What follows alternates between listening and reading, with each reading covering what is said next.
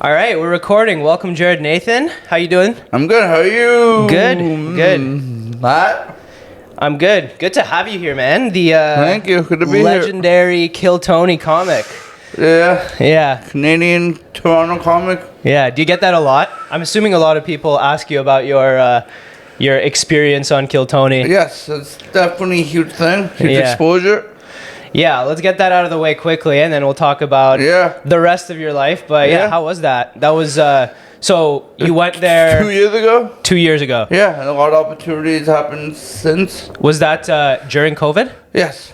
Okay, sick. Yeah, because Austin, that must have been unreal for multiple reasons. Because Toronto was completely shut down. Toronto was shut down. Yeah. Well, And, Toronto was. Yeah.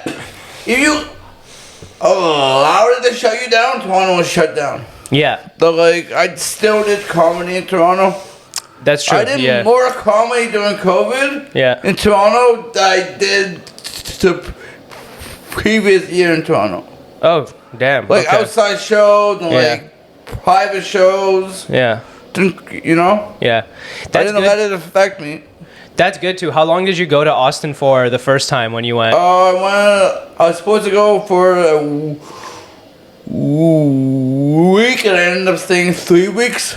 Okay, nice. Because things happened. Transpired. That's good because like I know being a Canadian, the visa situation is tough, right? So if you're doing Kill Tony, you're not really working. You don't have to worry about it at all. You're doing like a anybody can show up and put their name in the bucket. Right. So you don't have to worry about it at all. That's awesome. Yeah. How do you like Austin? You've been back a couple times. I've been back. Yeah, I've been like 6-7 times. Nice. Yeah. I want to go. It's beautiful. As soon as I can. It's beautiful. Like it's like everywhere else. It has some good parts and bad parts. Yeah. So if you're there for comedy, it's amazing. Yeah, that's like. If you're there like as a city, it's kind of shitty. Yeah. So like it's it's not. Everybody think that like Texas is very conservative and very like in your face and like racist, whatever. That's too. But also Austin's kind of like conservative and leans liberal. Yeah. It's kind of like a very liberal place. Also Austin. Yeah, I hear that a lot. It's like a blue city in a red state. Yeah. Or a blue city in a red state. Pretty much. That makes sense. And like it's very a lot of people. There are a few people from Austin, but there's a lot of people coming from other places, like in Texas. Yeah. And other places all around the country. Yeah. Especially for comedy and entertainment. Yeah, nowadays I can see that because like Nashville is known for country music, and now Austin, without a doubt, is like the comedy capital of the world. Austin is good music too. Austin's also music. Nice. Good music downtown and everything. Yeah. Yeah, I like that. I was just talking to, there is a, have you ever been to the Tonight Bar in Toronto? Yes. Yeah. So Clamp, shout out, the guy who owns it, I asked him, why doesn't he ever do any like comedy? He does, obviously he has the comedy open mics and shows. I'm like, why don't you do more music shows? And he's like, it's just such a pain in the ass with like the setup, the instruments, the overhead. Can you imagine as a comedian? Like Andrew Schultz just did 2 sold out arenas, Scotiabank arenas. Yeah, Scotiabank. 2 shows at Scotiabank arenas. Unreal, no overhead. Yeah. Just him and a mic. No dancers, no audio guy. They use the in-house audio guy. It's so simple as a comedian. Yeah. And but it's also the stage and everything. He pays money for the stage. Yeah, obviously. Everybody's gonna. There is some money you don't think about too, but it's not as elaborate as music. Absolutely, yeah. So also, were you there to shows? You saw him live? No, I didn't see him. No. Yeah, I didn't go either, but. Comedy is very inexpensive. Like holding a microphone is very inexpensive. Yeah, exactly. But also, I know people try to put like a special. It costs money to make a special. So like starting out, it does cost them a lot of money to do comedy. Yeah, I agree. Like like, if not doing it yourself, like hiring people to shoot a special audio and everything, and just cause pretty penny. No, absolutely. Like I was just talking to Kyle Lucy, and he just had his first comedy special released. Awesome special, and like he has the people at Yucks to like do everything for him. But at the end of the day, that's why like we just had a bit of a conversation before we started the podcast about social media and stuff. The reason these days that like, despite what people might say about doing social media as a comic, the reason it's good to immerse yourself in that world is probably because you learn personally the skills that I've learned from doing all this content are just like unreal. Like they'll serve me so much in the future. In no matter where I go, whether it's a career in comedy, some other form of entertainment, or just literally like as a consultant. Like I'm learning how to do like Photoshop video editing, right? Like I'm managing my own everything. You're learning skills. Yeah, I am a company, I'm a business, and I'm running it. And like it's, you know, I don't have to rely on anybody to do that. And eventually, ideally, like any company, you want to expand, right? And then you hire people to do like video editing or like managers or whatever. But when you get to that level, I think it's better to have an idea of what goes into it behind the scenes already, so you can manage all of that even better. Instead of just saying, you do it, I don't care, whatever, right? Yeah. So, you know, how do you find performing in the US is versus Canada, crowd-wise? It depends. You get away with more things in the States. You can get away with like, but anywhere else, you gotta be funny. It's gotta be funny, and it's also like the States. It's more laughs. Like people are not so much afraid. It also depends on the audience. And like if they're like livable or not. And like how. But also, I have a challenge that most people don't have when it comes to comedy. Because people are taught not to laugh at people with disabilities. True. Like people are taught like it's wrong to laugh at somebody with a disability. And like the first 3 minutes of my set is me telling them it's okay to laugh. That's really funny. And it's also me telling them I'm here for me. I made a choice. I'm not. Somebody didn't just push me on stage and say, hey, do comedy. I chose to do this. And like it's also, people don't think that people like I have a choice. It's also like I change people's perceptions, and I kind of like fuck with that perception.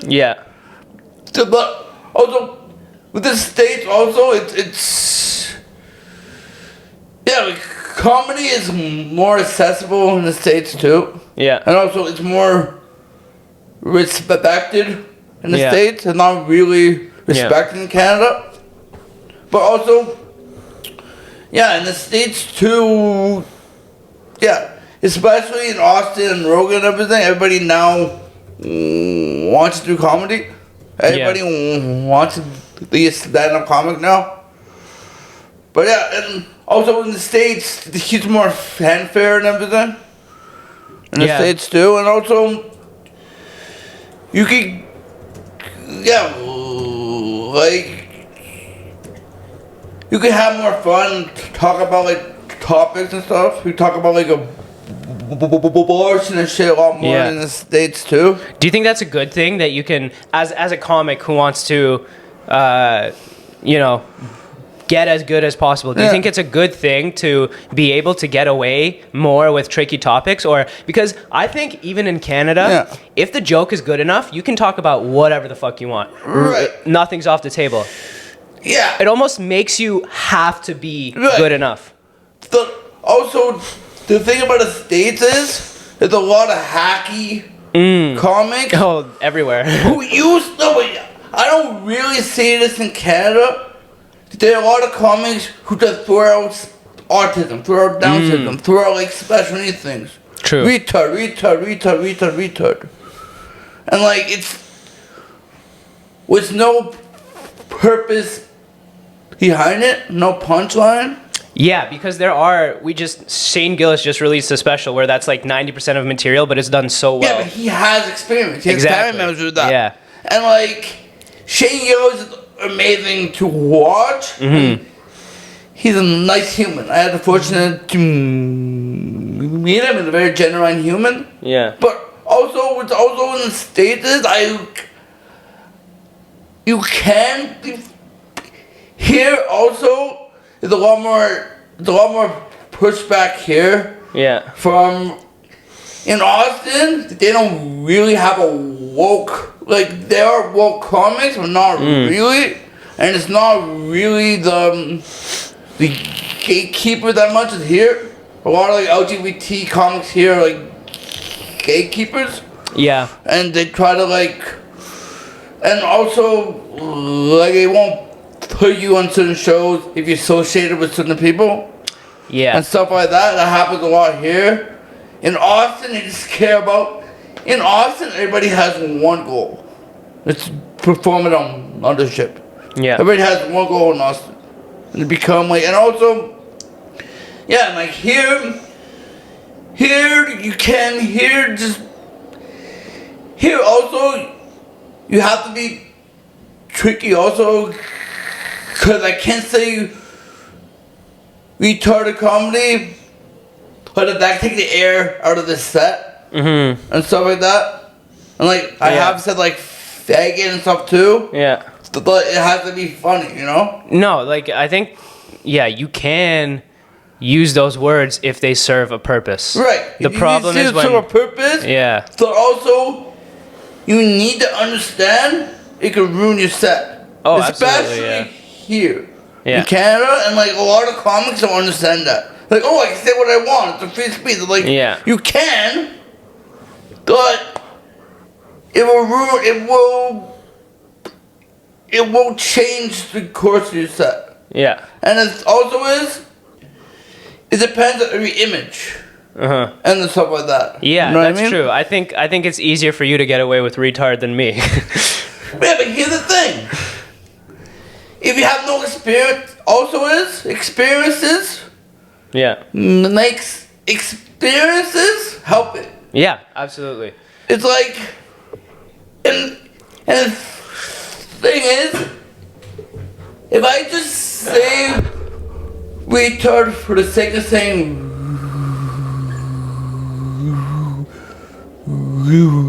retard, it's not really. If I tell a story how my family used to call me retard growing up, and I used to get yelled at for telling them it's not okay. Yeah. I used to say, I used to get in trouble for I used to say I'm overreacting. Yeah. Like a couple times, my cousin said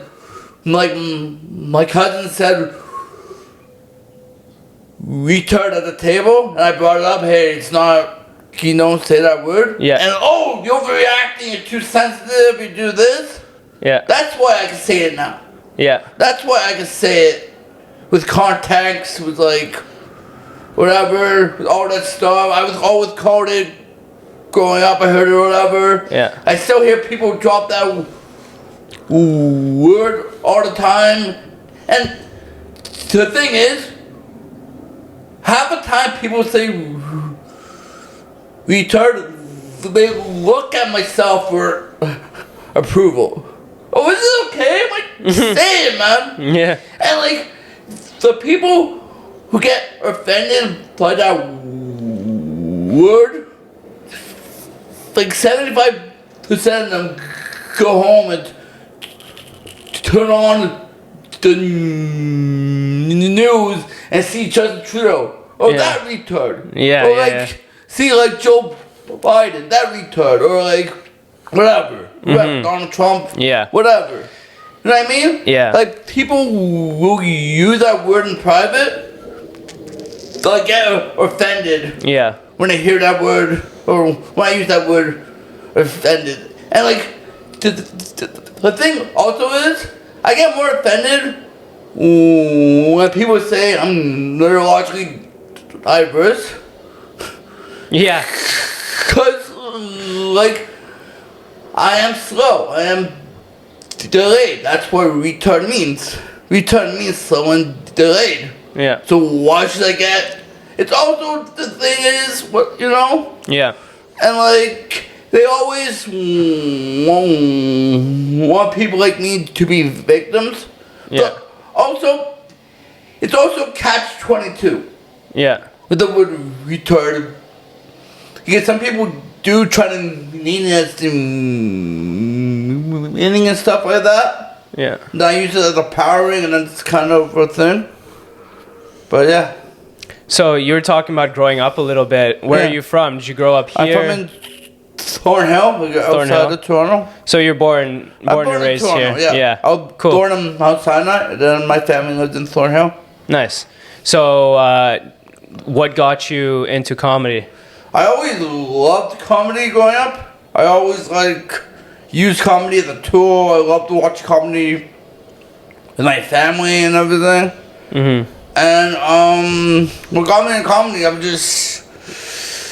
I moved to Winnipeg, and I had a flyer. Like somebody gave me a flyer for the open mic. Mm-hmm. I went to check it out, and it just. Oh, so you happened. started in Winnipeg? I started in Winnipeg. I always enjoyed going to Nice. two comedy clubs in Toronto before I moved there. Yeah. I befriended Kenny Robinson. Oh, cool. Who I grew up watching on CTV and Much Music and everything. And I'm a huge fan of like Mike Rita and like other people like that. I used to go to Absolute a lot. Nice. I never pursued it in Toronto until I moved there. Yeah, Winnipeg. Cool. How long did you live in Winnipeg for? 18 months. Okay. What's the comedy scene like there? I've never even. It's very niche and it's very creative because cool. It's not a lot of like dick jokes or cum jokes there. It's more like art. It's more art. It's very art. Yeah. It's very artsy. Yeah, that makes sense. It's That's interesting. Artsy. Yeah, I feel like I don't even know what's the population of Winnipeg. It would be like, it's one of those places. It's kind of like Austin. It's very similar to Austin. I was gonna say, like, how does Austin compare to living in a big city like Toronto? I love small cities. Yeah, I prefer. Well, it's not small; it's huge, but everything's spread out, right? Austin is a small town. Yeah, it's a small town mentality because most people know each other. Like Austin is especially what? Population of Winnipeg is just under 750,000. Yeah, how much is Austin? Austin? And the thing about Austin, especially in the comedy community, it's a very small, tight-knit community. Everybody knows each other. Just under a million, so 964,000 in 2021. It's like a small town because it's very chatty. Yeah. But also, like it's Austin's very spread out. Mm-hmm. But Winnipeg opened my eyes to so many things when I moved there. I didn't really see that much poverty and stuff until I moved to Winnipeg. I didn't see that many like meth heads, so I moved to Winnipeg.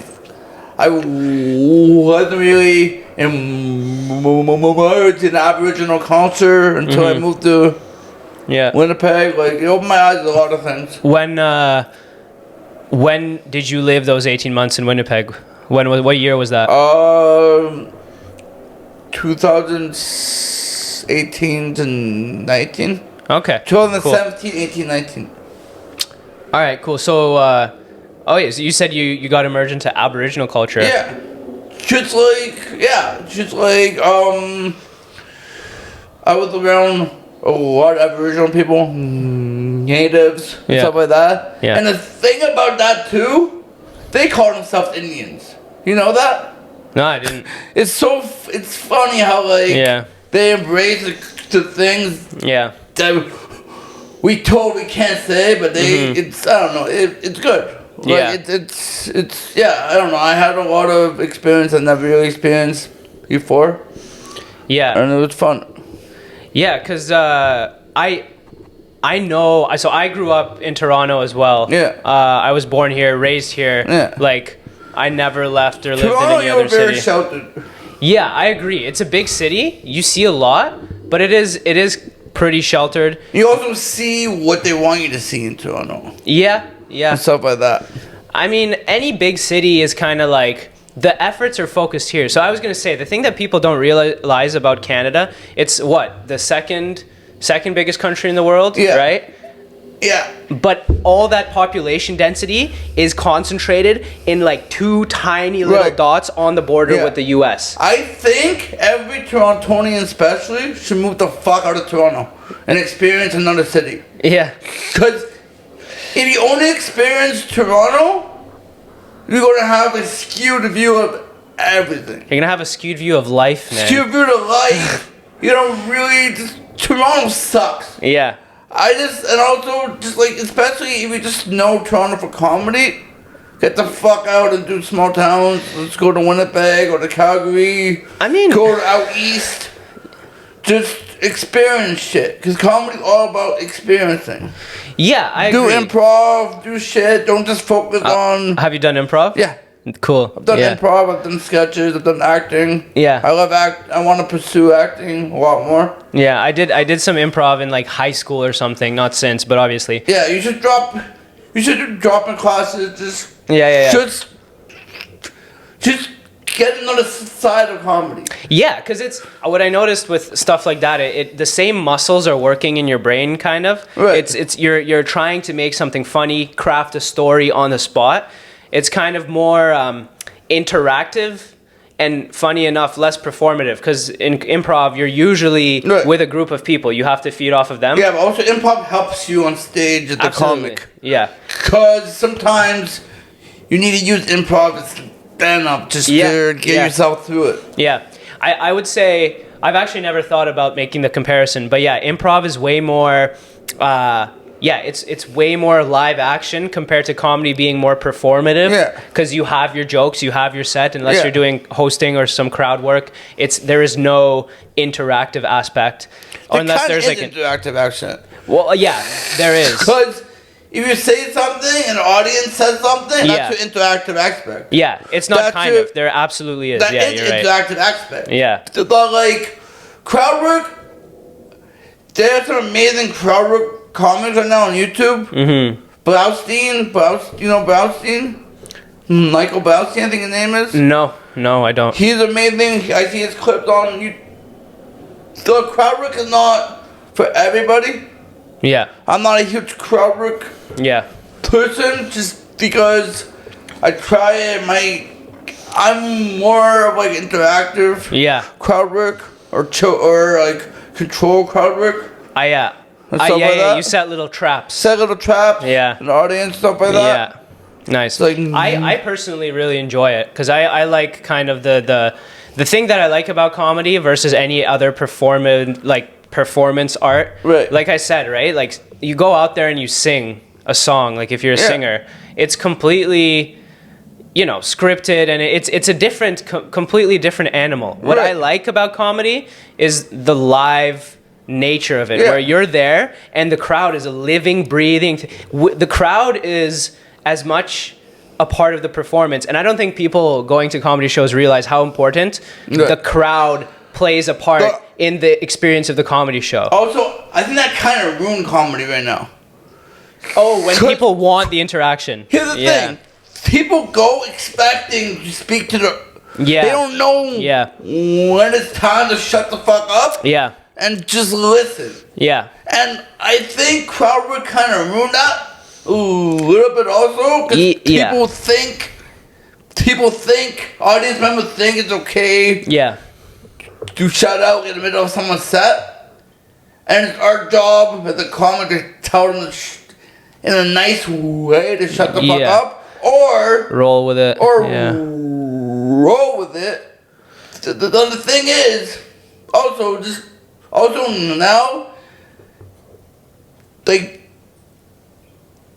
people will spend money and ruin the fucking show. Yeah. Like, you know what I mean? I don't know if that's what you see, because that's more your thing. That's what you kind of want, I guess.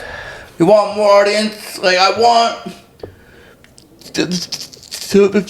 But the thing is, especially for myself, if somebody's talking or just uncontrollably laughing at me out of ignorance, it steps on my fucking jokes. It steps on shit. It steps on my deliverance. It steps on everything. Yeah. And they don't understand that it's not only for them. Yeah. So I think like clearly audience members heckle. But like, it's not really heckling anymore. Yeah, if you go... It's not really heckling. It's more talking at the table. Yeah. It's not so much heckling anymore. Yeah. Heckling is what older people used to do. Young people totally ignore the comic and just have a conversation towards themselves. I don't know if I've ever had that. I've definitely had that, but I'm so used to like shitty mics and all that shit that I honestly just ignore it. And I hyper fixate on the people that are listening. I find always it's funny when I'm, depending on the size of the crowd, like yesterday I did a room with like about like 80 people, which is like a great size. They were super engaged. Yeah. And I found myself like looking around and kind of locking eyes with the same few people in every section. Yeah. Just to make sure, because you find a few people that are listening and you hyper fixate on them. You always focus on people. Yeah. I did a show for like 2,400 people. Mm-hmm. Yeah. And I still focus on people in the audience. Yeah, that's crazy. That's another, that's something that's amazing. Yeah, was that like, I'll tell you my experience, but how was that for you, performing in front of thousands of people? Easy. Not easy. Easy. Yeah. It's so much more easier. And I'm not saying that to be cocky. Oh, it's easy. So, like, the laughs just come. Yeah. And, like, I had 3 opportunities. Like, I did a show for 3,000 in Austin. Nice. And I did a show for 2,300 here, 2,500 there. Like, I've done larger venues before for like 1,000 people. Yeah. Stuff like that. And that's a lot easier for 6 people. Yeah. The thing is, a show for 6 people can be amazing. Mm-hmm. And a show for 30 people can be shit. Yeah. And a show... Yeah. You know what I'm saying? It's not really the size of the crowd.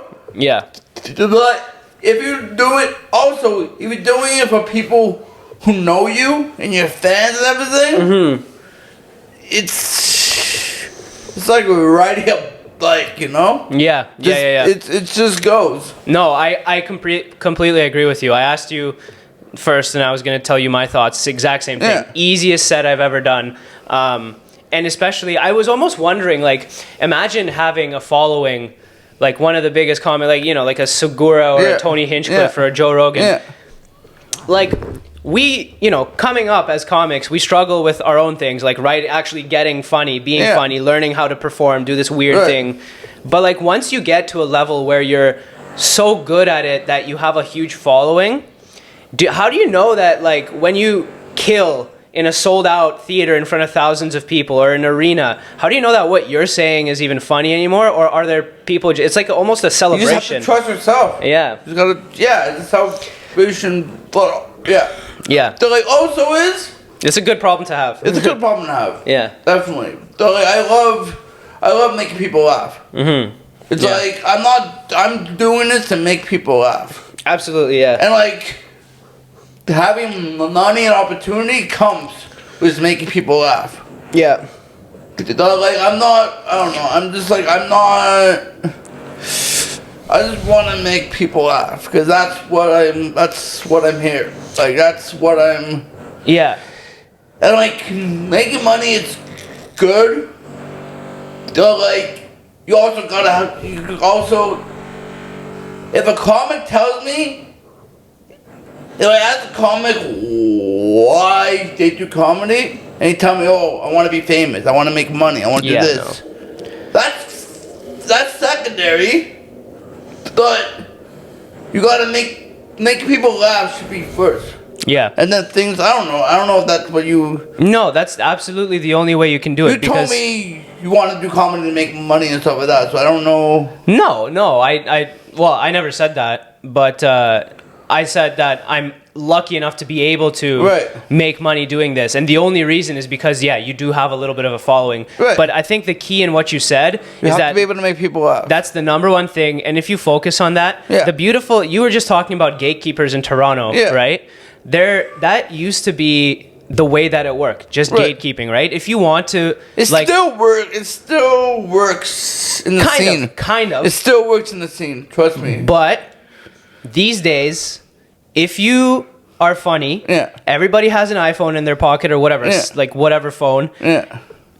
Be funny, put a camera in front of yourself, and if you're funny, people will see and you will get recognized. Right. Like, it's not like all the opportunities I'm getting is not because, I've been grinding for years. Like, I'm pretty young. I'm new compared to a bunch of people that have been doing it. But I'm getting the opportunities I'm getting because I'm just not afraid to put myself out there. Right. And no matter what people say, you just want to be famous or you just want to make money or whatever, doing the social media stuff. Like, no. Like I said, my goal is to make people laugh, whether through my sketches or through my stand-up. I see it as one big, living, breathing thing. It's all one thing. It is, and right now, you have to do everything. That's what I'm struggling with. Yeah. Because social media is not really my forte so much. Like, I do sketches and stuff like that. So, what I love more about it is engaging my fans, engaging people, and creating community. A community. Yeah. And the thing is, I became a role model for people with disabilities, which I love. That's awesome. And I gave families hope, their own kids, stuff like that. Do you ever think about that when you go everybody has things that drive us, that give us meaning. Right. Do you ever want to, is one of the things that are propelling you to succeed in comedy kind of showing other people that... That's my whole life. Yeah, man. I had that even before I was famous. Yeah. I felt like I was the voice of people with disabilities. Yeah, that's awesome. And stuff like that. Yeah.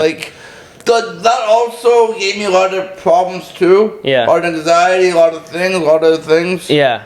Do you ever get people online almost giving you hate for the kind of jokes? Oh yeah. Not for the jokes. You think I'm faking it? Oh, okay. Yeah. Because the thing is, a lot of people ruin it for people like me. Yeah. A lot of people try to pretend to be disabled or pretend to be stupid, pretend to be slow. Yeah. A lot of comedians go on stage to have a persona and stuff like that. That kind of ruins for the authentic people like myself. Yeah. Stuff like that. I guarantee you, most of the people that send you hate online or whatever aren't even disabled or having. They're just regular people that. The thing is also, they're taking the time. Yeah. They're taking the time. Yeah. To write shit. Yeah. So if you really hated somebody, how much time would you give to spew it? Yeah. But also the thing is, people also are afraid of what they don't know. Yeah. And the thing also is, a lot of people are afraid of people like me. And that's what spews hate, because they don't know it. Yeah, well, it's almost there's there are memes online of kids that just every time they see a disabled person, they're just staring at them. I feel like people are the same way. And the thing also is, I met normal people who are more retarded than a lot of people I know. Yeah. And the thing is, the more you think you're normal, the more fucked up you are. Yeah. The more special you are. And it's a whole, I don't know, it's a whole society separation thing. Yeah. It's a whole society is trying to whatever. I don't want to get into all the conspiracy stuff. The conspiracies, bro. Get into it. This is the spot to do it, bro. I think normal and disability, normal and special needs, switch. The special needs run the world. Especially now, everybody's special. Everybody's ADHD. Everybody's autistic. Everybody's whatever. Everybody's on Adderall. Everybody's on medication. On this thing. So I think also is everybody's fucked up. Everybody's fucked up. And the fucked up is a normal thing. Yeah. The more fucked up you are, the more normal you seem. Absolutely. And the more you try to shy away from your awkwardness, shy away from this. Mm-hmm. The more, you know what I mean? I think that's what the case always was. I just think the stigma around, talking about... much stigma also, so much stigma still, also. Yeah, it's never going to go away. Disability is not a bad thing. No. My uncle, who's older, never diagnosed. I used to work with people with autism. I studied autism and all of that stuff. And I made a comment like 15 years ago over. Oh, I understood that my uncle was autistic. Mm-hmm. I didn't say that as a negative thing. Yeah. It's a good thing. It helped him. Yeah. It helped him become successful. Yeah. My family was like, oh, you can't say that. You're wrong. You're this. You're that. You're this. You're that. And like, it's a shamefulness. Yeah. I also diagnosed my 2 cousins. Mm-hmm. Like years ago, they're autistic. Not a bad thing, but also like my family, everybody, the shame of disability, especially also disability is a one community that shame is attached to. Yeah. And shame is like never, like shame and like feel sorry for yourself. If your victim culture is huge in the disability community. Yeah. But also now there are a lot of disability now has become sexualized also. Yeah. It's like people with Down syndrome, the Down syndrome body builder, yeah. Down syndrome Victoria's Secret. Yeah. It's become very sexualized too. What do you think about that? That's the only way it'll be accepted into the community if it's sexualized and. So you're pro that, like Down syndrome Victoria's Secret. Honestly, it's more palliative to the community. Yeah. If they're sexy. Yeah. Absolutely. Not pro. I'm not against. So also, it just if you're safe disabled, you're good. Bro, that's the thing. If you're not safe, if you're just like challenge it, they don't want you. Yeah. They don't want people like me as a disability thing. They want like safe people. Yeah, I think that's funny how superficial our culture is as well. Cause like, man, as soon as it's like sexy, literally, as soon as it's sexualized, you're like, all right, Down syndrome, you know. Well, if she's down, I'm down. That shows the uneducational. How that show how stupid society really is. Yeah. And also love on the spectrum, Down's the love, all that shit. It's exploitation too. Yeah, they're just making money off of it. They just make money on exploitation and it's whatever. I was gonna say I might be, I don't know if this is like, there's a cooking show with two. Oh, that's amazing. From Australia? Yes. Yeah. Oh my God. They're wonderful. Bro, that's they're comedians. They're my entire algorithm now. They're comedians. But the thing is, I go to tell you 100%, they don't know they're funny. Yeah. They're not doing it to be funny. They're just living this life. But that's okay. It's okay. That's perfect. Yeah. They be themselves. There are those kind of people out there. There are those type of people. They're also just. I think people see them just get I don't know. It's. And it's not like disability, no disability. Everybody has that person in their friend group that is hilarious, and everybody, but is completely oblivious. They're Yeah. just funny because they're themselves. They're not trying to be funny. No. It's like, oh, what did Jordan do again? He ended up like fucking blacked out in a ditch. Classic Jordan. You know, they're just hilarious, right? But So- also, yeah. I don't know. As I'm getting older, substance is more important to me. Substance, the content, and just things behind it, a lot more important to me. Right Yeah. now. And Yeah. everything. Makes sense. Yeah. But yeah, they're also alcohol. I don't know. If you're talking about like drunk people, stuff like that. Drunk people are retarded to me. Like drunk people are just just want to be special. If you want to drink, you want to be retarded. You want to drink the retard juice just to make, you know. Yeah. But yeah. Yeah. Do you don't drink? No, I do, but I don't like it. Yeah. Ever I so don't like often. it. What? Kinda. I have, Yeah. but I'm not a good drunk. Okay. I smoke Makes sense. weed, I do other shit, Yeah. I do drugs. Oh, that's whatever. good. It's good that you know and you recognize that. Yeah. And it's good that But you it's have. also a negative thing. Oh, you don't Yeah. drink? You don't No. drink? I hate that, man. And the thing is, when I started doing comedy, I did drink. Yeah. And I drank too much. And I'm not, and also, yeah, I just... I have Don't. one of my best friends is completely sober, and I was never the kind. I know there's always people, because whenever we like hang out, there's like, oh, you're not drinking, like, what are you, a pussy? Like, here, have a drink, have Yeah. a drink. I feel like it's kind of that, I don't know what it is in human beings that makes us like, if we're killing ourselves, we feel better about it if everybody else around us is doing Right. it too, right? And that's your insecurity as a I person, never, right? yeah, I don't drink much, but like when I don't give a shit. Like, you're doing it, I'm like, what does it matter? If I want to have a good time, I'll do it myself. You can do it with me. Feel free. Yeah, but the thing is, I used to use alcohol when I was angry. I used to use That's not alcohol a when I combo. was like to cope and shit. Yeah, So that's not a good thing too. no, not at all. No, And like I've seen, I don't know, just sloppiness in general. yeah, If you could drink and not be sloppy, Yeah. good on you. yeah. What do you like more about weed?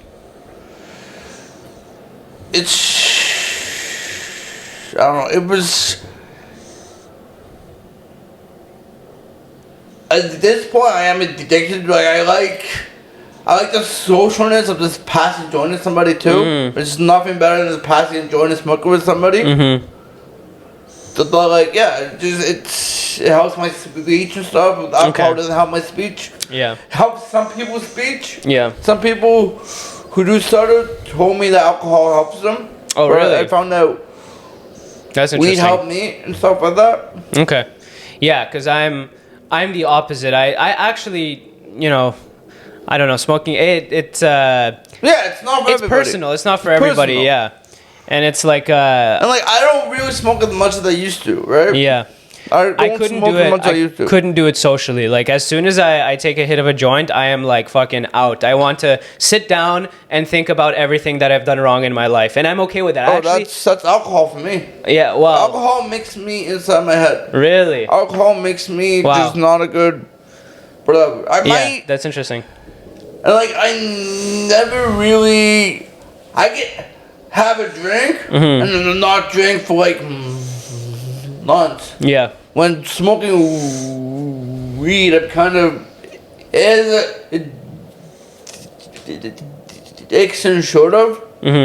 But yeah, have you ever tried like psychedelics or anything? yeah, Yeah. I've done it. What do you feel like about that? Every experience is different. Yeah, I'm Like- scared to do it, man. I want to like. Here's the thing. If you're scared, you're not gonna have a good trip. Yeah, exactly. If you're scared, do never do it. Yeah. Yeah. But if you're, but also just, you gotta, I don't know. If you experience drugs, you can understand things that most people don't. Like it's a understanding and it's whatever. Yeah, well, the reason that I'm even interested in it is because I don't know if you knew this about me, but I have like a master's in chemistry. So I'm like in a previous life I was a scientist. Yeah. So I've actually like delved into the research inspired probably by mostly Joe Rogan and Andrew Huberman about like, so they're Andrew Huberman. yeah, man. Okay. They're doing. He's a smart guy. You don't like him? I have. Nah, he's okay. Yeah, he's a smart guy. What I like about him is that all his podcasts, if you're interested about anything he says, whether it's bullshit or not, he cites his sources. Yeah. You can track it down and have your own opinion. I respect Does your science background help you more hustle with like absolutely the comedy thing? Absolutely. So your autistic brain is like firing. Oh yeah. It's you know what? It's obsession to you. Absolutely. There's like nothing. Doing social media is obsession. Yeah. Doing social media and comedy, like the stand-up, it sucks that it's like you get up in the morning. I thank God that I have social media to fill like from when I get up in the morning to when I get on stage. Yeah. Because if I had to just get up and write and obsess about what I'm going to do on stage, I would be like, so like I can focus my That's why you have efforts. to get, You have to get it out some way. Yeah. And But- the thing also is, I need to leave my house. Yeah. I don't. I was always good at, even when I was in university. You do comedy, you have to experience the outside world to bring it to your community set. Right. You have to like go to the gym or do something. Oh, I do that, obviously. Or just sometimes just. I meant go, more like what? work. I meant more like to work. A lot of people say they have to physically get out of their house to work. Yeah. You know what I mean? Yeah, Like you don't. No, I'm good doing it at home. Because a lot of people would just like get lazy. Like there's. Bro, are you also antisocial?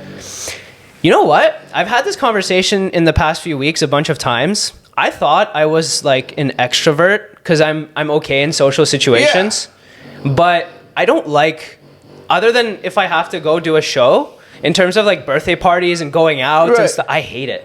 The thing is, I used to hate it, but now I just love existing in like a huge crowd. Yeah. Just standing there. Yeah. Sometimes that's what you need to feel Interesting. whole. Sometimes. What makes you? What do you love about that experience? Just It's chilling. not. It just. There's stuff Especially going off on. stage. Yeah. Especially once I'm finishing doing like a show or whatever. Yeah. I would love to just go and just be around people. Just to exist. Yeah. Just Interesting. Just to get that energy from people too. You know what I really like actually that like social media is a different world. I post something, there's comments, there's hate, there's love. It's both ends of the spectrum.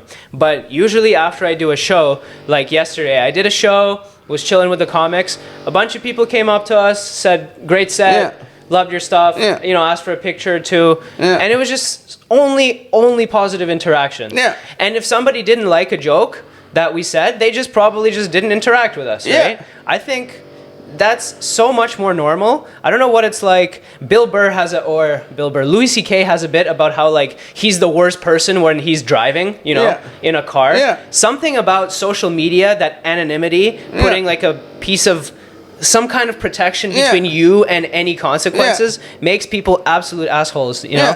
I had people come up, I get conversations all the time. Yeah. It just started real and stuff like that, and just rose and stuff like that. Yeah. Have you ever performed in other countries outside of Canada and the U.S.? Like, no. No? I performed for other I performed like a room full of like Russian and stuff like that. Interesting. Which they don't laugh a bit. Or some laugh, and some are like stone face. No, but I haven't. Bro, if you're done performing in a room full of Russians and you get one of those like forceful nose exhales, just you're killing. Yeah, You're killing. Especially going to this room too. Doing like read rooms, becoming that's amazing. Yeah, that's golden. Isn't that so? Yeah, I was actually interested about that because I've never done a stoner's room. Yeah. But I've heard many comics say that it's actually harder.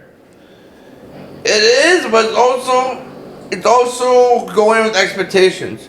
Yeah. You also go in thinking, they won't get any laughs, they won't get anything. You will not get any laughs. If you just go in, just experiences, like knowing what you're going to expect, it's good too. Yeah, it's because. But also, just like I smoke weed too. Yeah. I don't drink, so I love being on stage holding a joint. Yeah. And smoking it. Yeah. Like that's just like that's great too. Yeah.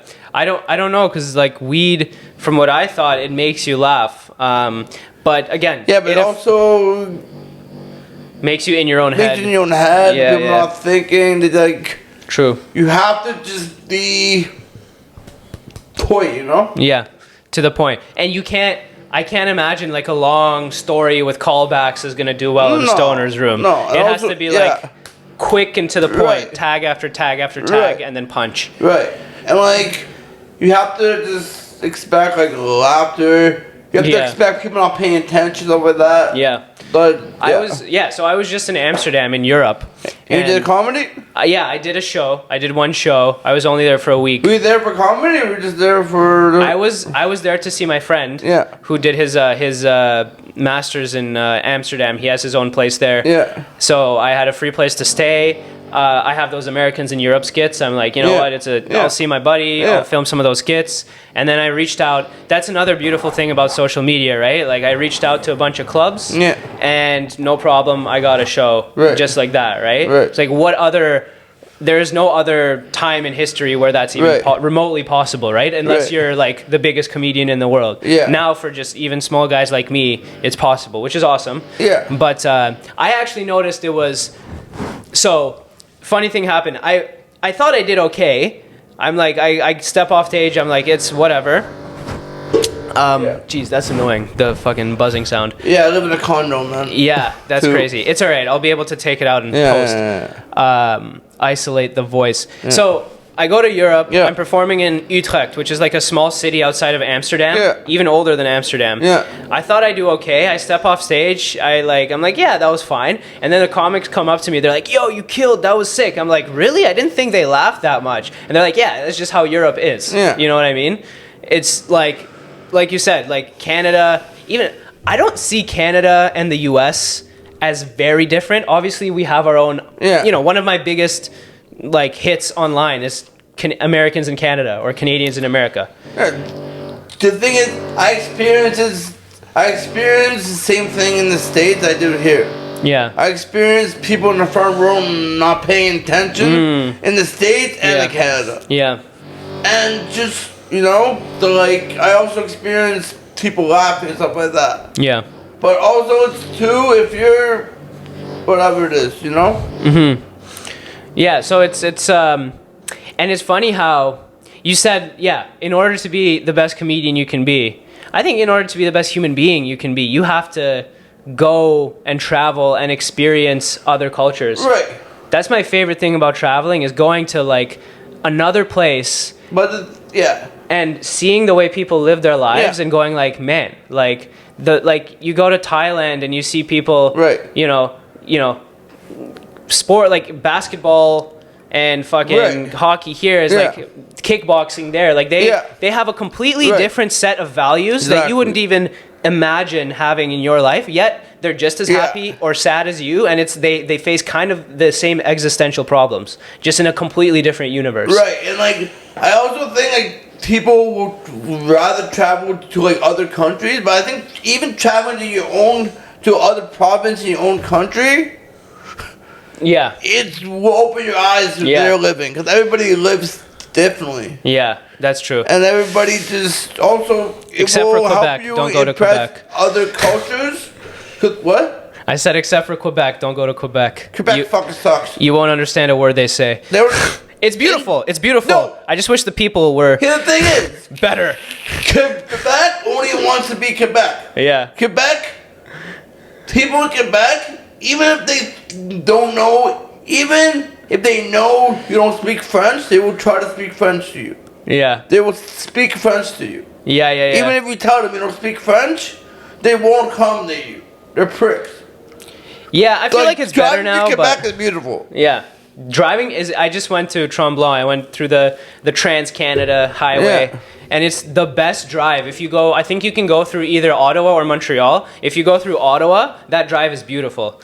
I've never been to Montreal, actually. Have you? Yeah, I've been there. You've performed, I'm assuming. No, there? not performed. No? I performed in Ottawa. Ottawa's good. Yeah, Ottawa has. They also have an Absolute and a Yucks, correct? Yeah. Okay.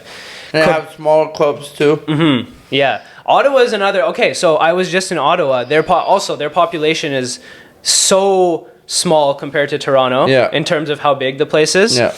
And it's like, so I was there in the middle of the day on a weekday. Yeah. And I was astonished because like in downtown Ottawa, outside of Parliament, you could find parking easily on the street. I was like, what? You go to Toronto downtown, there's nowhere to park, there's nowhere to walk. If you want to fart, you're going to have to like annihilate 3 people. Toronto has so many fucking rules, like one way and stuff like that. Also, Toronto sucks as a city. Yeah. Well, no, again, I've said Toronto that so much. Really sucks as a city. I don't want to, I disagree. I disagree. The mentality of people in Toronto, I don't really think Toronto is elitism. Yeah, it's comparable to other big cities. Like, people think, people have an elitist attitude, especially in Toronto. Yeah. Which if you go to smaller towns, they don't have. Yeah, and Austin to myself is a small town.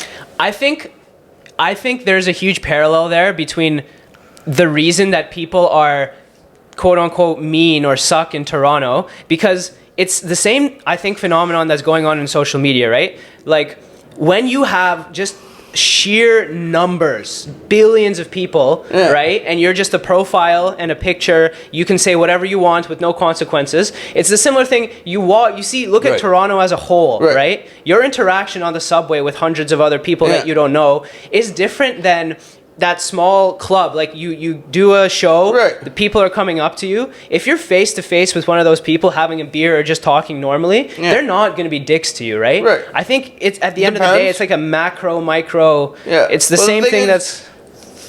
The friendliest people from Toronto come from other places. Yeah, sure, yeah. I mean, everybody in Toronto comes from other places, bro. No, but what? You come from other places nationally. Yeah. But Toronto only you know. Yeah. I'm not saying that like everybody is into. Right? No, I get what you're saying. I get what you're saying. Toronto has no identity. Toronto has no identity.